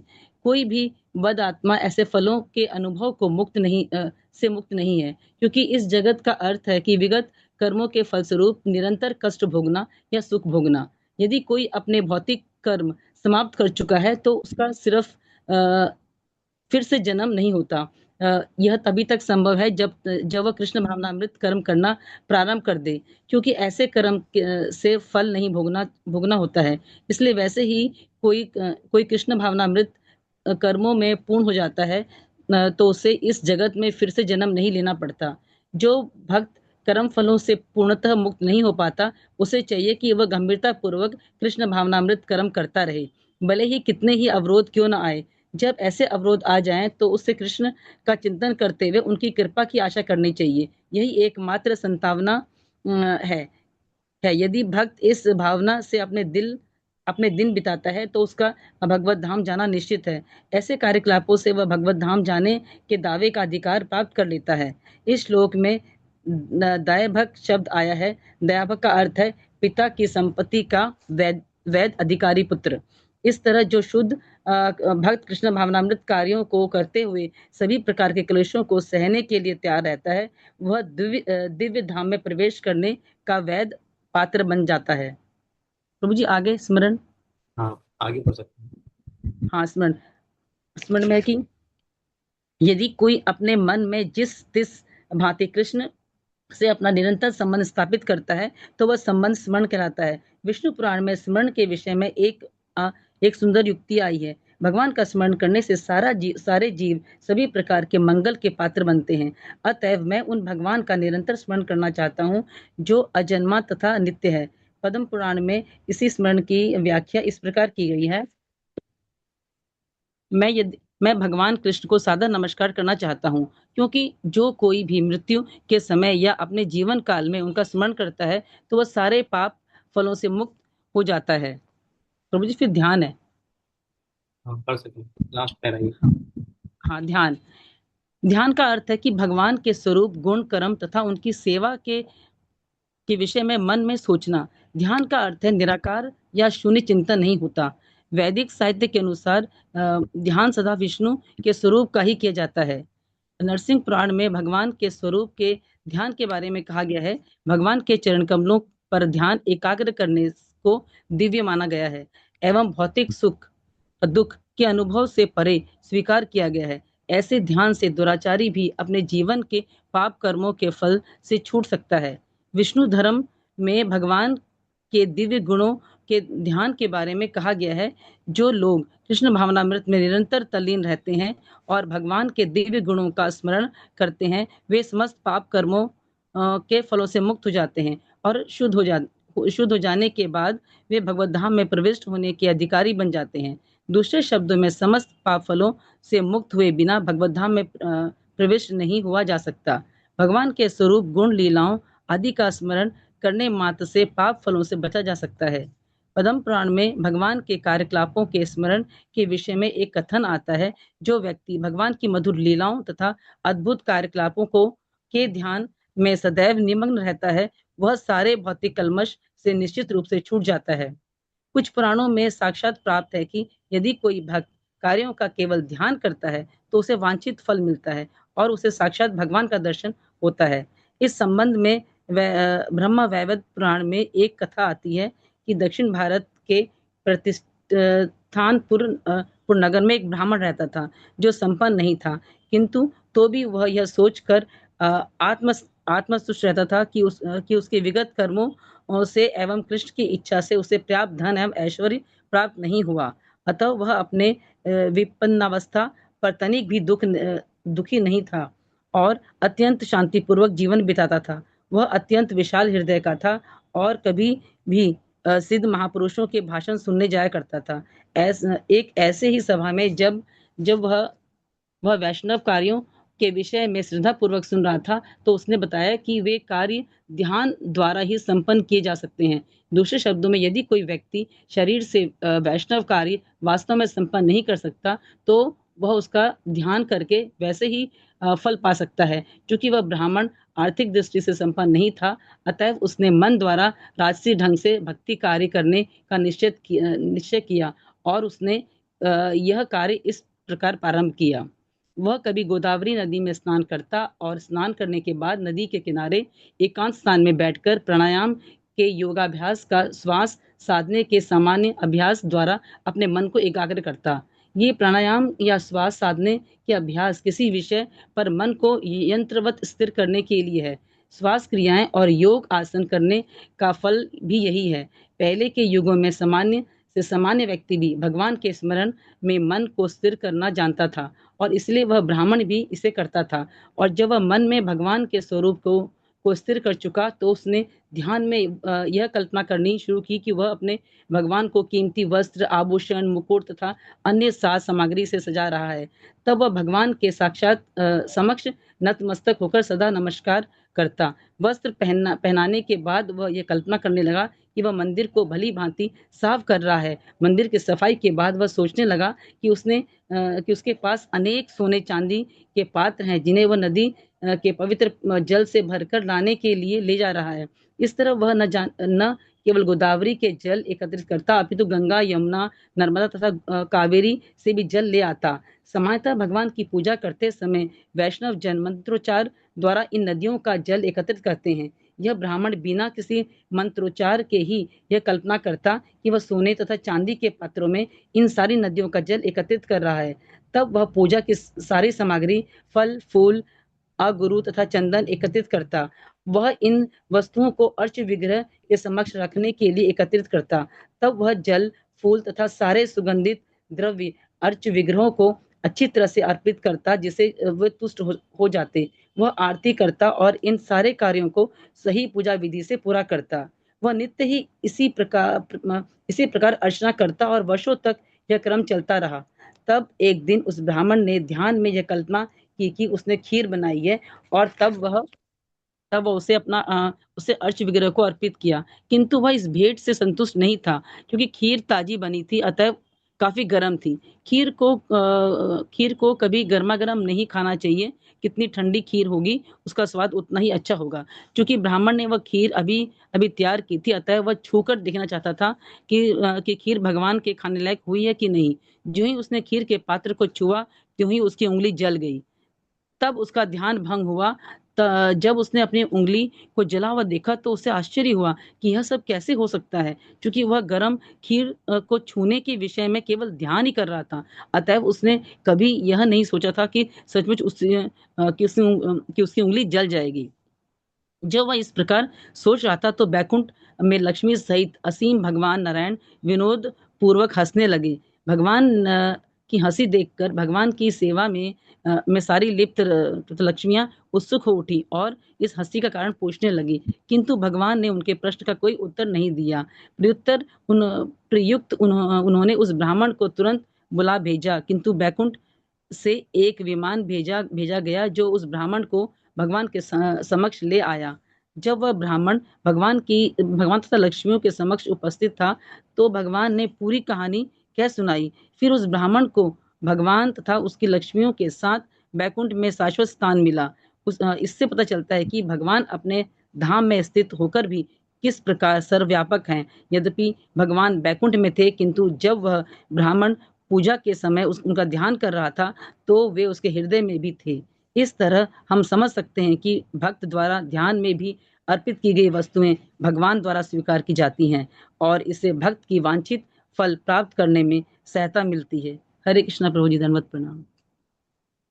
हरे कृष्णा। तो यहाँ पे ये चैप्टर एंड होता है। 3 पॉइंट्स है यहाँ पे। फर्स्ट पॉइंट है आपका, वो है भगवान का हमें जो है मर्सी के लिए, कृपा के लिए बहुत ही याचना करना चाहिए। दो चीजें बहुत ही महत्वपूर्ण है हमारे भक्ति के जीवन में। ये दो पट्टी बताए गए हैं हमारे भक्ति के लिए। वह है, एक है एफर्ट, एक है प्रयास, दूसरा है कृपा।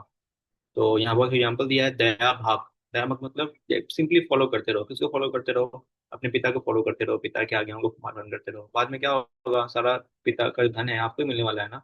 लेकिन आप अगर पिता की बातों को नहीं मान रहे तो फिर क्या होगा? पिता आपको दखल कर देंगे। तो वैसे हमें क्या करना है? केवल भगवान की आज्ञा का पालन करते रहना है, प्रयास करते रहना है। और भगवान की जितनी कृपा है वो सब हमें मिलने को तैयार बैठी है। बट वो वेट कर रही है किसका? हमारा वेट कर रही है कि हम कितना अधिक इसके लिए उत्साहित हैं प्रयास करने के लिए। तो अगर हम रेगुलर प्रयास में हैं तो कृपा मिलेगी।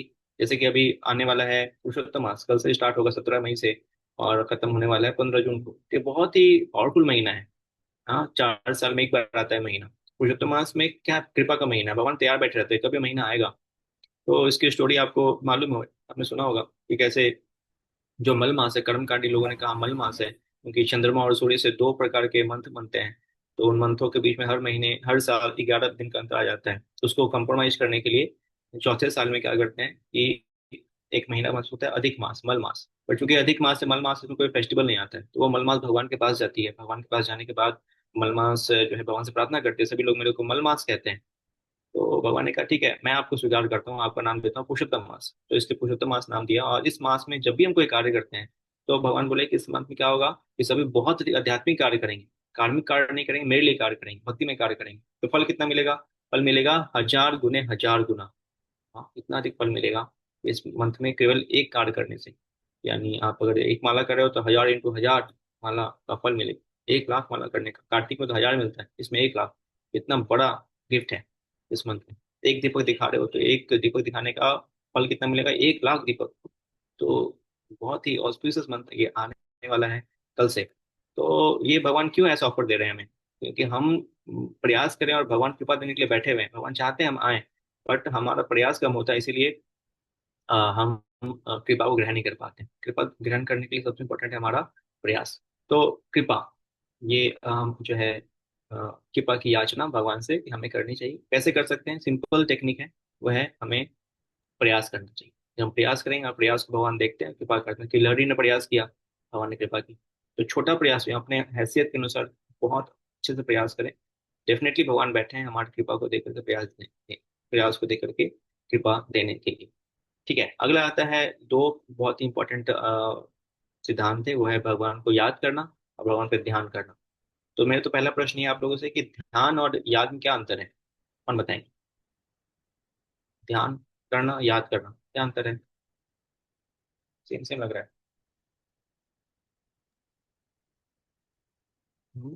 हाथ खड़े करके तो बताइए। वो याद करना उनके मतलब पास टाइम्स को याद करना, लीलाओं को याद करना, और ध्यान होता है कि ध्यान पूर्वक जैसे जप करना, कॉन्शियसली फोकस करना भगवान के नाम के रिंग पे। ओके ओके, और कोई भगवान को? हरे कृष्णा प्रभु जी, दंडवत प्रणाम। प्रभु जी, स्मरण हम कभी भी कर सकते हैं, किसी भी स्थिति में कर सकते हैं। इसमें कोई ओके नियम लागू नहीं होता। लेकिन ध्यान हमें प्रॉपर, जैसे यहाँ पर लिखा गया है, श्वास प्रश्वास खींचना, प्राणायाम करना, फिर आसन लगाना, फिर ध्यान, वो एक अष्ट या अष्ट वो अष्ट योगिक क्रिया में आ जाएगा ध्यान। लेकिन ब्राह्मण तो ऐसा नहीं कर रहे थे। ब्राह्मण तो बस लेटे लेटे ध्यान कर रहे थे। ठीक है, रतिमंजी माता जी। अ, हरे कृष्ण प्रभु जी। याद जैसे कि पता चलता है कि याद हम हमेशा कर सकते हैं। मतलब याद तो कभी हम भूल भी जाते हैं, जैसे भौतिक काम कर रहे हैं या कुछ कर रहे थे, किसी दूसरे को याद करने लग जाते हैं, भगवान वहां से हट जाते हैं। तो याद का ये स्थिति होती है। लेकिन ध्यान को समाधि बोला जाता है, मतलब कि जो हमेशा भगवान के याद में लगा रहता है। तो ध्यान मतलब कि ऑल टाइम, जैसे शुद्ध भक्त लोग होते हैं तो वो इतना ज्यादा ध्यान में रहते हैं कि वो समाधि स्थिति में चले जाते हैं कि हमेशा उनके अंदर भगवान की क्रिया लीला गुण चलता रहता है। तो ये अंतर, ये ऐसे लग रहा था। ऑलमोस्ट, मतलब और डिटेल में बताना पड़ेगा। 80% सही आप। हाँ जी, निधि माता जी। हरे कृष्णा प्रभु जी, जैसे सभी भक्तों ने बताया वही है, मैं उसको रिपीट नहीं करूंगी। तो मुझे जो इसमें थोड़ा एक एक्स्ट्रा पॉइंट लगता है कि जब हम भगवान का स्मरण करते हैं तो एज इट इज करते हैं, भगवान की लीलाएं गुणों जो भी नाम कीर्तन उनकी भक्तों के पे जो कृपा की इन्होंने, एज इट इज करते हैं, उसमें हमारा अपना कुछ हम उसमें इनपुट नहीं करते हैं। लेकिन जब हम ध्यान करते हैं भगवान का, तो हम ये सोचते हैं कि भगवान के लिए हम ये सेवा करें या हम ये भगवान के लिए वो बनाए, तो ध्यान में हमारा कुछ इनपुट अपना पर्सनल भी रहता है। तो ये मुझे एक और अंतर लगा, स्मरण एज इट इज जो है शास्त्रों में और जो वर्णित है पूरा, ध्यान में थोड़ा सा और हमारा भी पर्सनल इनपुट रहता है, ये है। शुद्ध होने पे इनपुट डाल सकते हैं, बट शुद्ध नहीं है तो फिर इनपुट नहीं डाल सकते। फिर तो हम ध्यान करते हैं, जो लीला हुई है उस पर ध्यान करते हैं। तो ध्यान और याद करने में सबसे बड़ा अंतर ये है कि याद करते हैं क्षणिक होता है। ऐसे बैठे बैठे याद आ गया, पिक्चर देखा आपने, प्रश्न याद आ गया, फिर अपने काम में खो गए।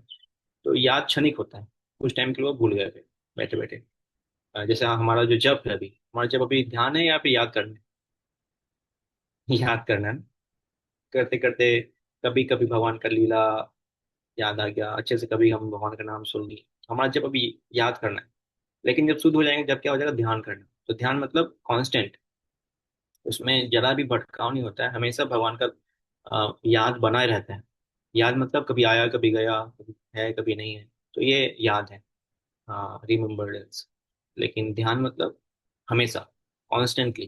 जब कांस्टेंट हो जाता है तो उसको ध्यान कहते हैं। रिमेम्बरेंस जब कांस्टेंट हो जाता है, याद जब लगातार हो जाता है, उसको हम ध्यान कहते हैं। तो ये मेन अंतर है ध्यान में और याद में। तो यहाँ पे बता रहे हैं केवल याद करने मात्र से, अगर जैसे कि अजामिल की स्टोरी आती है, अजामिल ने क्या किया था मृत्यु के समय? ध्यान किया, याद किया? अजामिल की याद स्टोरी किया, में याद किया याद था किया था ना। स्मरण। केवल याद करने मात्र से बताते हैं कि हमें वैकुंठ लोक जाने का सौभाग्य प्राप्त हो जाता है। ऐसे कई सारे भक्त में केवल याद की। लेकिन आप कोई एग्जाम्पल दीजिए जिसमें वो भगवान का ध्यान कर रहे थे, भगवान के मृत्यु के समय, जब सॉरी मृत्यु हो रही थी उनकी, उस टाइम पे कोई भक्त याद आ रहे हैं आपको, ध्यान में लीन थे?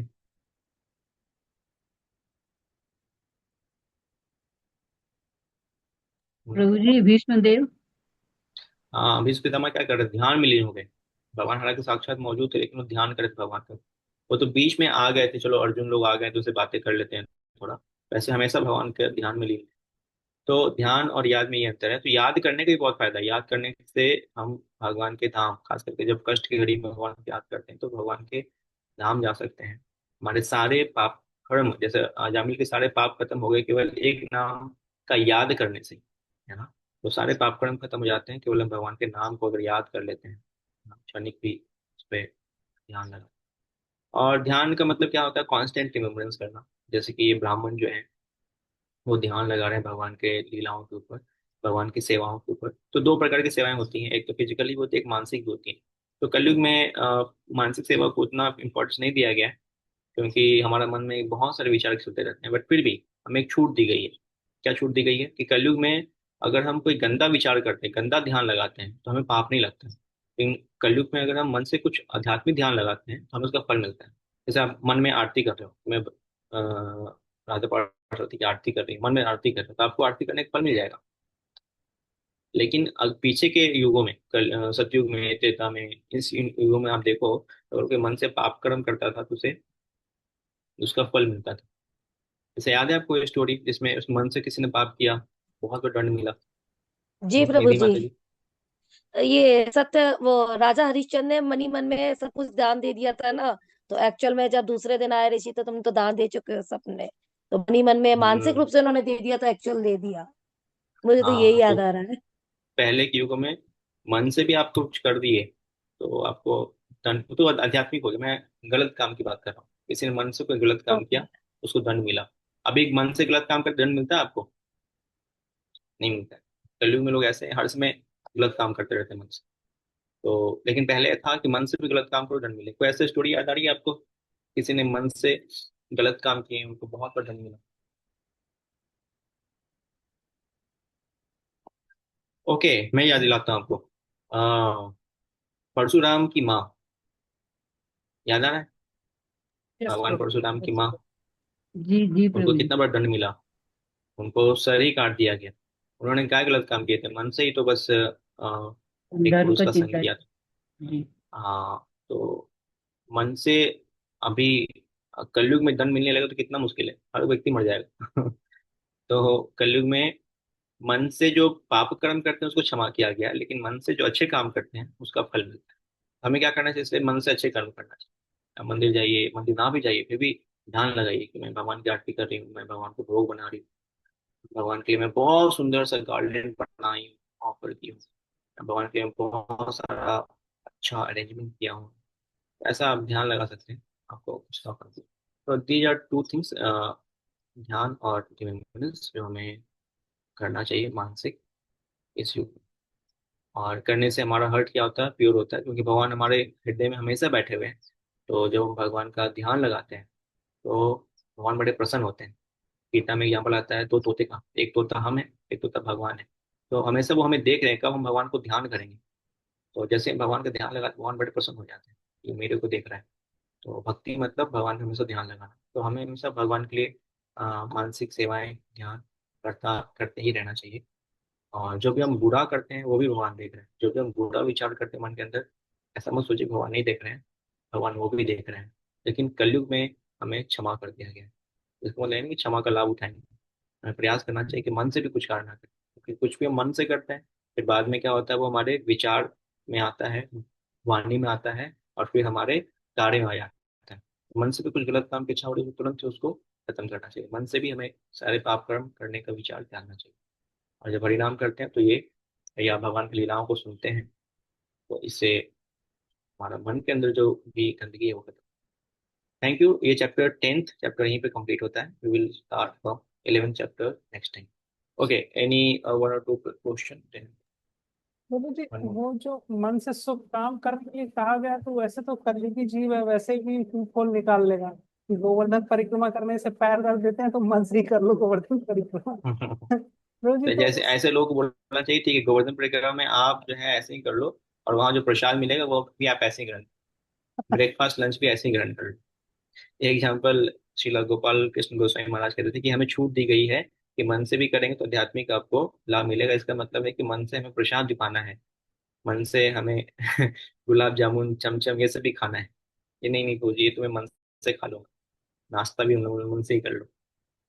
तो मन से करने का लाभ नहीं उठाना है। मन से कब करना है? जब हम नहीं कर पाएंगे।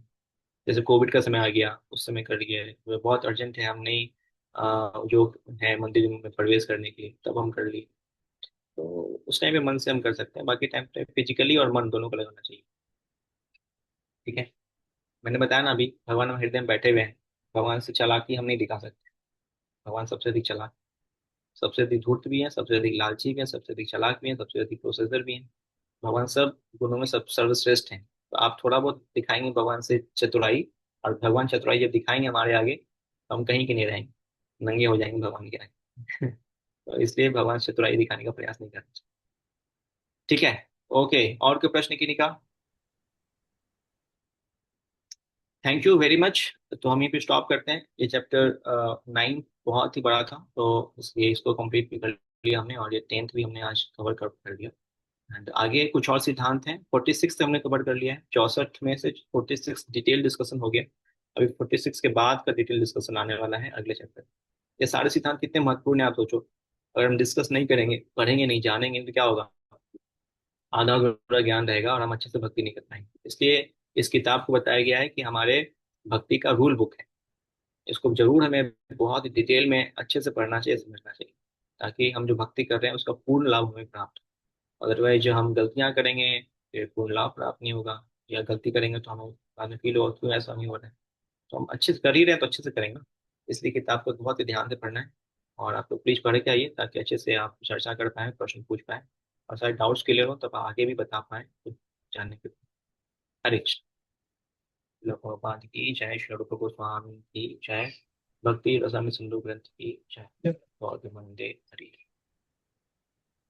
Thank you for such a nice, बहुत ही